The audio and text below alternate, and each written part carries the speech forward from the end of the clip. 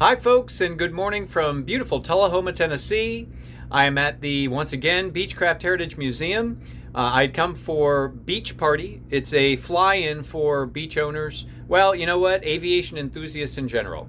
And I came in the bus this time, and what I wanted to do was share with you, I have had a very successful 2-week run now with my new refrigerator. Now the new refrigerator has been installed. There's a whole series on how I installed it. I put a little pantry next to it, you can see over there. In the end, I put a little garbage space below the pantry.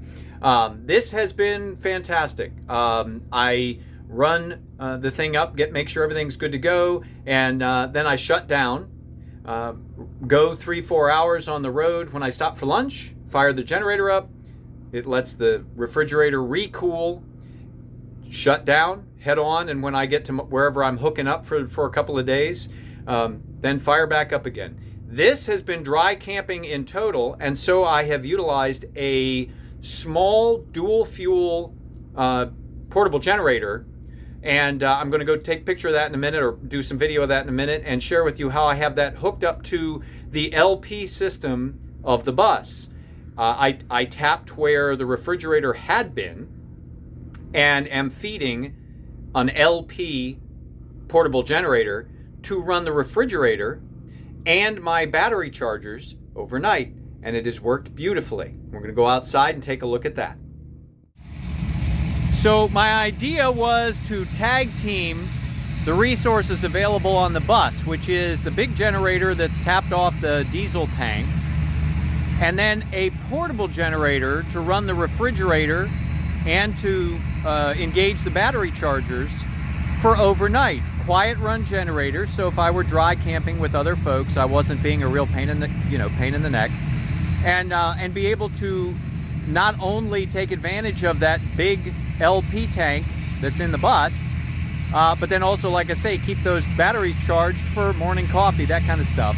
And what I did is I bought a 2200 watt quiet run pulsar generator. I'm not advertising for anybody, but it was one of the few that I could find in the right wattage category that could run what I needed, which was the refrigerator and refrigerator startup.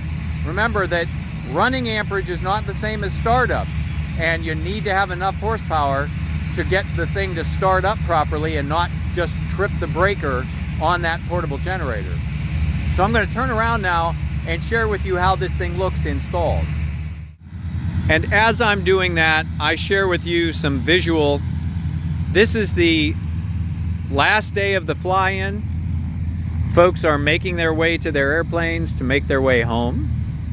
And it was a really, really nice weekend. Have several friends who were here for this event, had a great time. I got to play music, which is always fun for me. And it was just a terrific atmosphere. Folks had a really, really nice visit. I encourage anyone who's down this way, aviation enthusiast or not, to take a peek at the museum that's here. But that is its own review that you've got on my website. But here is the install. I have a dual fuel 2200 watt pulsar generator. I used their equipment to make the interconnection to this is the panel reveal for what used to be the refrigerator area and continues to be the exhaust and pump for heat if you were using the bus heat. I'm going to unhook this. Let's get this taken off and show you what I've done here. Now, I had to cut out a hole so that we could have cabling coming out of the wall here. But that said, what I did is I very simply tapped off what was the LP feed through a couple of adapters, flanged the one connector, and am literally feeding the generator. I have the switch that allows me to turn the LP pump on and off, and it works beautifully. This is the rear install, by the way, of the fridge. There's a thermostat for a set up in the top, a set of exhaust fans. So I have that set to keep everything nice and cool and keep the air moving and circulating around the back of the refrigerator. Power is over there.